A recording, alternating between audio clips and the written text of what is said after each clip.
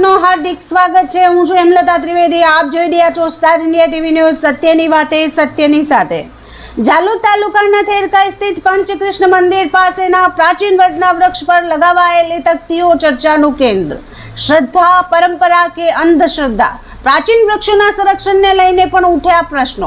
પંચકૃષ્ણ મંદિરને લઈને પણ અનેક લોકવાયકાઓ પ્રચલિત છે। ગામના વડીલો અને સ્થાનિક લોકોના મુખે સાંભળવા મળે છે કે મહાભારત કાળ દરમિયાન 5 પાંડવો અને ભગવાન શ્રી કૃષ્ણ આ સ્થળે પધાર્યા હતા અને પંચકૃષ્ણ મંદિરની સ્થાપના પણ પાંડવોએ કરી હતી। જો કે આ દાવાઓ અંગે કોઈ સત્તાવાર ઐતિહાસિક અથવા પુરાતત્વીય પુરાવો ઉપલબ્ધ છે કે નહીં તે અંગે નિષ્ણાંતો દ્વારા અભ્યાસનો વિષય બની શકે છે। તેમ છતાં સ્થાનિક સમાજમાં આ લોકવાયકાઓ પ્રત્યે ગાઢ શ્રદ્ધા જોવા મળે છે। જાલોદ તાલુકાના થેરકા ગામે આવેલ ઐતિહાસિક પંચકૃષ્ણ મંદિર તેમજ તેની બાજુમાં વહેતી પવિત્ર નદી ધાર્મિક આસ્થા અને પરંપરાનું મહત્વનું કેન્દ્ર માનવામાં આવે છે। વર્ષોથી અહીં અંતિમ વિધિ બાદ વિવિધ ધાર્મિક ક્રિયાઓ અને શ્રાદ્ધ વિધિઓ કરવામાં આવે છે, જેના કારણે દૂર દૂરથી લોકો અહીં પહોંચે છે। તાજેતરમાં મંદિર નજીક આવેલા વર્ષો જૂના પ્રાચીન વડના વૃક્ષ પર અલગ અલગ વ્યક્તિઓના નામ ધરાવતી અનેક તકતીઓ ખિલ્લા મારીને લગાવવામાં આવેલી જોવા મળી હતી। આ દ્રશ્યને લઈને સ્થાનિકોમાં વિવિધ પ્રકારની ચર્ચાઓ શરૂ થઈ છે। સ્થળ પર જોવા મળેલી તકતીઓ કોણે લગાવી, કયા હેતુથી લગાવી અને તે માટે કોઈ ધાર્મિક પરંપરા કે સૂચના આપવામાં આવે છે કે નહીં તે અંગે સ્પષ્ટ માહિતી ઉપલબ્ધ નથી। પરિણામે અનેક લોકોમાં કુતૂહલ અને પ્રશ્નો ઊભા થયા છે। સ્થાનિક લોકોના જણાવ્યા મુજબ શક્ય છે કે અંતિમ વિધિ અથવા ધાર્મિક વિધિ પૂર્ણ થયા બાદ કેટલાક પરિવારો પોતાના સ્વજનોની સ્મૃતિમાં આ પ્રકારની તકતીઓ લગાવતા હોય।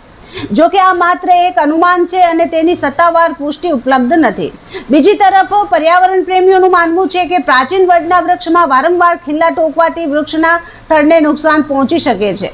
વડનું વૃક્ષ માત્ર ધાર્મિક જ નહીં પરંતુ પર્યાવરણીય રીતે પણ અત્યંત મહત્વ ધરાવે છે। આવા વૃક્ષોની જાળવણી અને સંરક્ષણ દરેકની સામૂહિક જવાબદારી છે।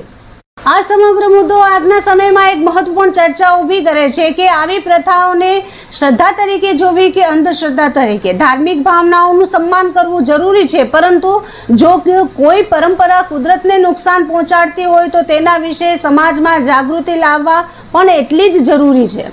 ધાર્મિક વિધિઓ અને પરંપરાઓ ભારતીય સંસ્કૃતિનો અભિન્ન ભાગ છે। તેમ છતાં સમયાનુરૂપ એવી પદ્ધતિઓ અપનાવવી જોઈએ જેનાથી આસ્થા પણ જળવાઈ રહે અને પ્રકૃતિનું પણ રક્ષણ થાય।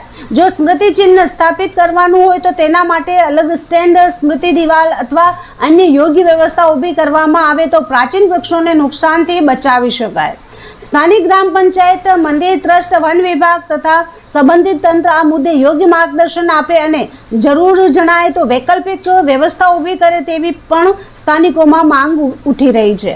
આખરે પ્રશ્ન માત્ર એક વૃક્ષનો નથી પરંતુ આપણી આસ્થા સાથે પર્યાવરણ પ્રત્યેની જવાબદારીનો પણ છે। શ્રદ્ધા અને પ્રકૃતિ બંનેનું સંતુલન જળવાય તો આજના સમયની સૌથી મોટી જરૂરિયાત બની છે। Star India TV news Jhalod reporter Pankajbhai Pandit, જિલ્લા દાહોદ।